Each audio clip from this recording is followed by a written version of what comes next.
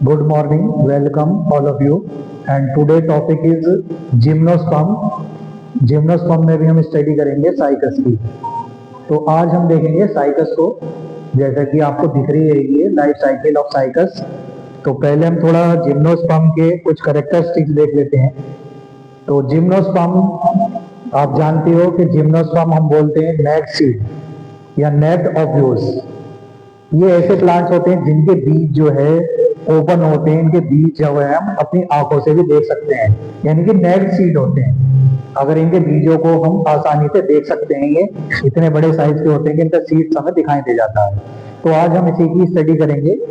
तो gymnosperm generally अभी तक हमने ब्रायोफाइट्स पढ़े थे, टेरिडोफाइट्स पढ़े हैं, अब जिम्नोस्पर्म पे आ गए हैं. तो ज्यादातर ये प्लांट्स जो है हिली रीजन्स में पाए जाते हैं, जहाँ पर पहाड़ी इलाके हैं, क्योंकि इन्हें ठंडा मौसम पसंद है. इनकी खासियत क्या है कि इन्हें टेम्परेट रीजन, जहाँ पर जलवायु ठंडी होती है, यानी कि लो टेम्परेचर पर इनको मौसम पसंद है.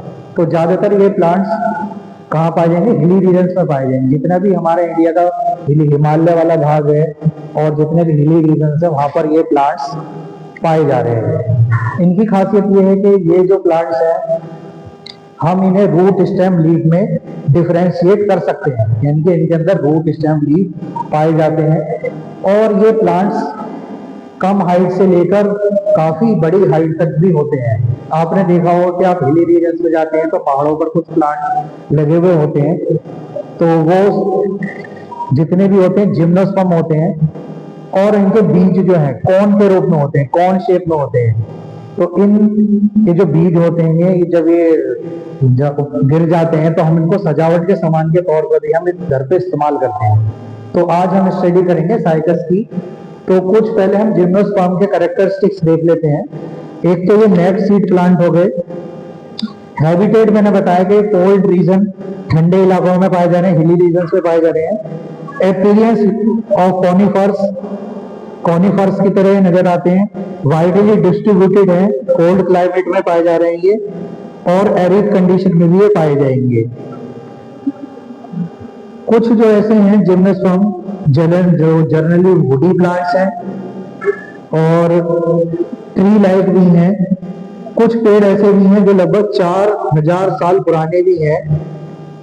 रेड जो कि कैलिफोर्निया में पाया जा रहा है, इसकी प्लांट बॉडी जो है स्पोरोफिटिक है. पहले भी हम पढ़ रहे थे, इसकी प्लांट बॉडी भी स्पोरोफिटिक है. And it is differentiate into the root stem and leaf. अगर हम इनके रूट देखें तो टैप रूट सिस्टम इसमें पाया जा रहा है. स्टेम इसकी इरेक्ट है, स्ट्रॉन्ग है और ब्रांच्ड है. लीफ इसकी जो है मोनोमार्फिक है और दे में भी डायमार्फिक आल्सो. अगर हम लीफ का अरेंजमेंट करें तो लीफ का अरेंज भी कैसा है? स्पाइरल अरेंजमेंट है. जैसा कि आप साइकस प्लांट को देख रहे हैं, लीफ भी इसकी बहुत माइक्रो है, माइक्रो लीफ है इसकी, एक ग्रुप में अरेंज है. ये साइकस का प्लांट है, ऊपर एक कोन लगी हुई है. तो ये साइकस का प्लांट आप देख रहे हैं, डायग्राम बना हुआ है साइकस. तो अब बात चलती है साइकस की.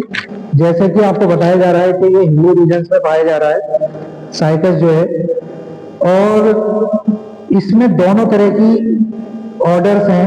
एक लिविंग है और दूसरा एक्सटिंक्ट है.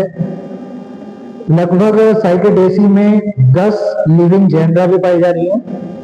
सिस्टेमेटिक हम पोजीशन इसका देखेंगे तो साइकेडोफाइटा, साइकाटोसीडा, साइकेडेस, साइकेडेसी और साइकस. इसको कोको पाल्म के नाम से भी जाना जाता है और इसकी लगभग 20 स्पीसीज पाई जा रही हैं. और ये पाई जा रही हैं Japan, India, China, Australia, eastern coast, Africa, Burma, Bangladesh. जो हमारे इंडिया में है लगभग 6 स्पीसीज हैं. साइकस की 6 स्पीसीज हैं, जिसमें साइकस सर्चिनेल्स और साइकस पेक्टिनेटा ये पाई जा रही है. साइकस सर्चिनेल्स जो कि उड़ीसा में पाया जा रहा है. उड़ीसा में जो पहाड़ी रीजन है, हिली रीजन है, हिल वाले भाग में ये पाया जा रहा है. और साइकस पेक्टिनेटा नेपाल, सिक्किम में पाया जा रहा है. एक साइकस रम्फाई है जो कि अंडमान निकोबार द्वीप समूह में पाया जा रहा है. तो साइकस का प्लांट देखें तो ये small tree, evergreen, slow growing और लाइक ए पालम। ठीक है, ये आप देख रहे हैं। अभी हम लाइफ साइकिल डिस्कस करेंगे। तो ये साइकस का प्लांट है। अब हम लाइफ साइकिल की ओर जाते हैं। लाइफ साइकिल में पाल्म लाइफ ट्री है ये, और स्मॉल साइज का बताया जा रहा है। इसकी हाइट ज्यादा नहीं बढ़ती है, लगभग 2-3 फीट का ये होता है। इसके अंदर मेल प्लांट होगा, फीमेल प्लांट होगा, यानी कि 2 प्लांट होंगे, मेल का अलग होगा, फीमेल का अलग होगा प्लांट। ठीक है जी। जो मेल प्लांट है उसके अंदर जो मेल स्ट्रक्चर है माइक्रोस्पोरोफिल, पहले हम डिस्कस कर चुके हैं, कल भी बताया था कि जो लीफ लाइक स्ट्रक्चर है, जो ये लीव्स दिखाई दे रही हैं, वो माइक्रोस्पोरोफिल के नाम से जानी जा रही है। जो ये स्ट्रक्चर है वो क्या है? माइक्रोस्पोरोफिल है, जिससे माइक्रोस्पोर मदर सेल बनेंगे। और उसी फीमेल प्लांट जो है, फीमेल प्लांट से मेगास्पोरोफिल बनेंगे, यानी कि उसकी रिप्रोडक्टिव स्ट्रक्चर मेगास्पोरोफिल है, इसकी मेल रिप्रोडक्टिव स्ट्रक्चर माइक्रोस्पोरोफिल है। अब माइक्रोस्पोर मदर सेल बन गया, इधर मेगास्पोर मदर सेल बन गया, उसी से जनरेट हो जाएंगे माइक्रोस्पोर टेट्राड। आप देख रहे हैं टेट्राड स्ट्रक्चर बनी हुई है, माइक्रोस्पोर टेट्राड बनी हुई है। उधर ही मेगास्पोर टेट्राड स्ट्रक्चर बनेगी, जो कि एक फीमेल रिप्रोडक्टिव ऑर्गन है। आगे बढ़ते हैं। मेगास्पोर टेट्राड से मेगास्पोर बनेंगे, माइक्रोस्पोर टेट्राड से माइक्रोस्पोर बनेंगे। फिर एक स्टेज आएगी गैमेटोफिटिक, उधर फीमेल गैमेटोफाइट स्ट्रक्चर बनेगी, फीमेल गैमेटोफाइट। इधर बनेंगे पोलन ग्रेन्स, माइक्रोस्पोर है तो पोलन ग्रेन्स में कन्वर्ट हो जाएंगे, पोलन जर्मिनेशन होगा यहाँ पर। ठीक है, पोलन जर्मिनेट होगा, जब इसे मॉइस्चर मिल जाएगा तो पोलन का जर्मिनेशन हो जाएगा, और इसी के अंदर 2 मेल गैमेट्स बनेंगे। पोलन के अंदर क्या बनेगा? पहले पोलन जर्मिनेशन होगा,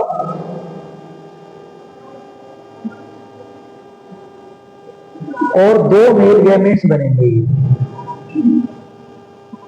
आप देख रहे हैं पोलन ट्यूब बन गई है, पोलन जर्मिनेशन हो रहा है। जब इसे नमी मिलेगी, नमी का वातावरण मिलेगा हिली रीजन्स में, तब ये पोलन ट्यूब तैयार करेंगे, और उस पोलन ट्यूब के अंदर 2 मेल गैमेट्स बनेंगे, और उसे बोला जाएगा एंथ्रोजॉइड्स। यानी कि जो स्ट्रक्चर बनेगी वो क्या बनेगी? एंथ्रोजॉइड्स की स्ट्रक्चर बनेगी, एंथ्रोजॉइड्स तैयार हो जाएंगे।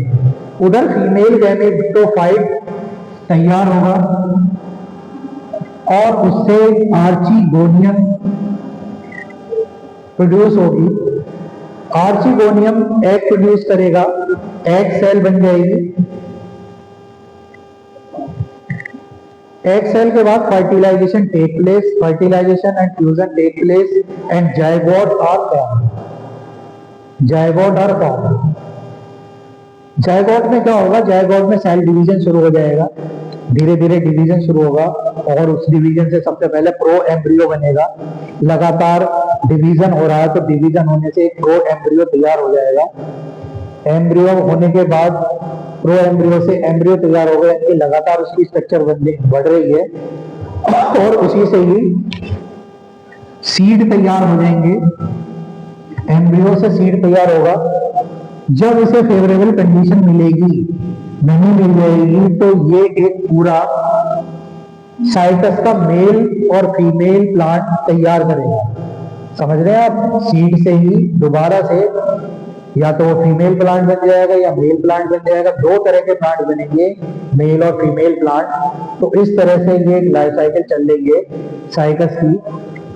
साइकस, दोबारा मैं पॉइंट्स बोल देता हूं। साइकस का मेल एंड फीमेल प्लांट,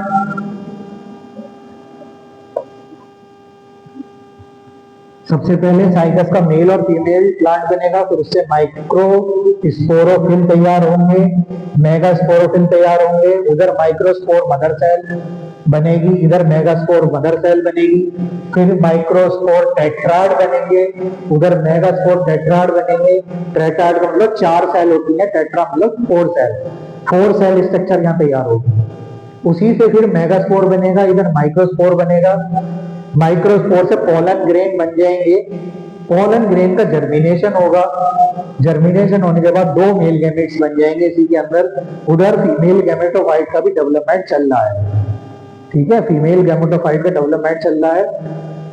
इसी से ही एंथ्रोजॉइड्स, ये स्ट्रक्चर एंथ्रोजॉइड्स की दिखाई गई है, स्ट्रक्चर गोल होती है इसकी, माइन्यूट होते हैं, राउंडेड होते हैं, और उधर आर्चिगोनियम बनेगी, आर्चिगोनियम से ही एग तैयार हो रहा है, फर्टिलाइजेशन हो जाएगा, फ्यूजन हो जाएगा दो सेल का, उससे फिर प्रो एम्ब्रियो बनना है, प्रो एम्ब्रियो का डेवलपमेंट हो रहा है, डिवीजन हो गया इसका मतलब, और प्रो एम्ब्रियो से फिर एम्ब्रियो बनेगा, उसी एम्ब्रियो से फिर बीज का निर्माण होगा, सीड फॉर्मेशन होगा, ये सीड ये सॉइल के अंदर चले जाएंगे और आगे चल के जब इन्हें नमी मिलेगी, ये वाइब्रेट होंगे, तो उससे सीड का जर्मिनेशन होगा, उसी जर्मिनेशन से फिर जाकर मेल और फीमेल प्लांट का निर्माण होगा, ठीक है। ये एक अपना लाइफ साइकिल आपको बताई गई है, आप इसे तैयार करें, फिर नेक्स्ट वीडियो में फिर दोबारा से हम कोई नेक्स्ट लाइफ साइकिल देखेंगे।